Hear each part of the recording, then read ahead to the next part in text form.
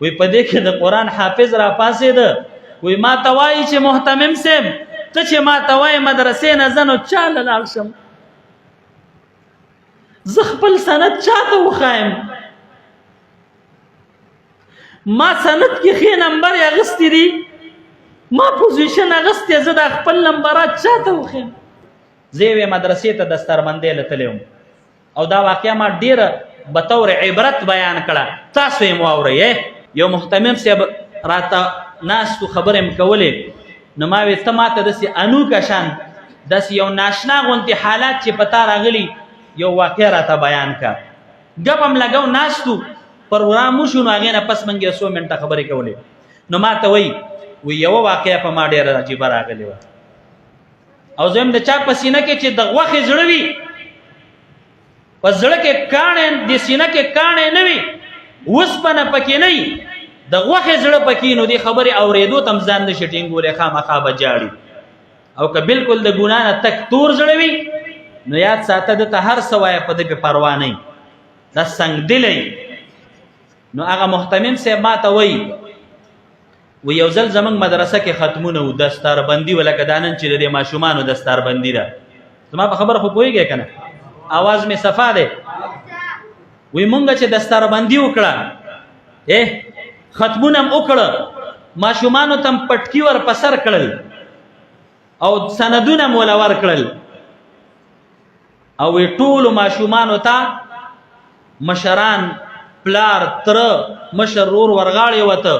او مدرسې نه بوتل کورونو ته ځکه کور کې مور په تمئ کور کې خور په تمئ ترور په زنانه په تمئ چې اوس به حافظ راځي قاري صاحب به راځي ناظره خوان به راځي اوس به پټکې په سر وي اوس به هار په غاړه کې وي قاري صاحب ورته ختم کړی نو وی چې مونږ ختمونه وکړل ټول کسان لاړل وی د مدرسې په یو ګوټ کې ما وکتل وی یو ماشوم پټکې په سر دی او سند په لاسو کې دی او دیوال ته مخ کړی دی جاړي داسې کوکي وی جړا کوي او سترګې د اوښکو نه ډکې دي وی زه ورغلم سند ورسره په لاسو کې و موږ ورته پټکې وهلی و او ما ورته وی حافظه قاري صاحب حافظ صاحب ته کور ته ولې نه ځې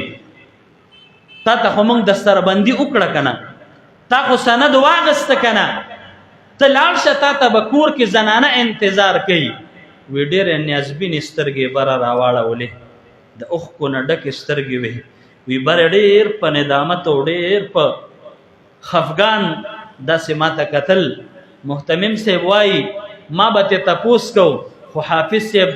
دومره دې سلګونې ولی و او دومره جړا راغستې و چې د قرآن حافظ ما سره خبرې نشي کولی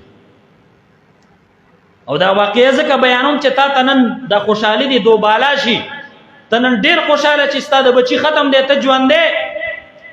مور یې ژوندی ده او ستا په ژوند باندې ستا د بچي ختم وشو وی حافظ ما سره خبرې نشوې کولی وی خوا کې مې وکته یو پوخ عمر سړی ناست دی وی هغه هم جاړي مدرسه ده د پروګرام ورځ ده وی هغه پسې ورغلم کاکاجي ته ولې جاړې وی ما ته وایي چې محتمم صاحب دغه حافظ دا زما خوری دی د دې حافظ د پلار دا ارمانو چې د ده نه به زه قاري او حافظ او عالم جوړوم نو دا ماشوم چې پیدا شو مونږ ټولو ته اعلان وکړه چې ګورې د ده نه به قاري قرآن جوړو حافظ قرآن او عالم او مفتی به ترې جوړو وی مونږ وی چې ډېره ښه ده وی څه ورځې پس هغه پلار د ده وفات شو هغه ارمان یې ځان سره خاورو ته یوړه وی د ده مور د زما خورکۍ ده دا زما خوری دی وی چې دی کله رالوی شو د خبرو جوګه شو نو محتمم صاحب د ده مور راله منکره زما خورکۍ راله او شپه یې منکره کوله او د شپې ما ته وایي چې زما روره زما د خاوند په زړه ارمانو ځان سره خاورو ته یوړه قبر ته وړی دی زه د خپل خاوند هغه ارمان پس د مرګه پوره کوم زه به د دې بچي نه د قرآن حافظ جوړوم قاري او عالم به ترې جوړوم وی ما ورته وی خورکۍ ټیک ده که نه دا د پښتنې ښځې او د غیرتي ښځې دا علامت وي د خپل خاوند ارمان پوره که محتمم صاحب شپه تیره شوه سباله ما هغه خور او دا خوره را روان که وی زما خور ما ته په لار کې وایي چې لومبی به د دې ماشوم د پلار قبر له لاړ شو او زه به خپل خاوند ته ووایم بس د مرګه د قبر خوا کې به ورته ووایم چې خاونده ستا په زړه ارمانو خو زه پښتنه یم زه غیرتي یم زه دینداره یم ستا ارمان به پوره کوم بچی مې د لږ راوستی دلته او د دې نه پسې مدرسه کې داخلو نو موږ قبر ته لاړو او د پلار قبر ته دعا وشوه خورکۍ را سره وه او دا بچی موږ ستاسو دې مدرسې ته راوست نو د قاعده وویله بیا تاسو ورته ناظره وویله بیا د حفظ شروع کړ یو آیات دو آیات رکوع سپاره پاو او حتی دا چې نن قرآن ختم 2 میاشتې مخکې زما هغه خورکۍ وفات شوه د دې ماشوم مور هم وفات ده محتمم صاحب تا خو له سند ورک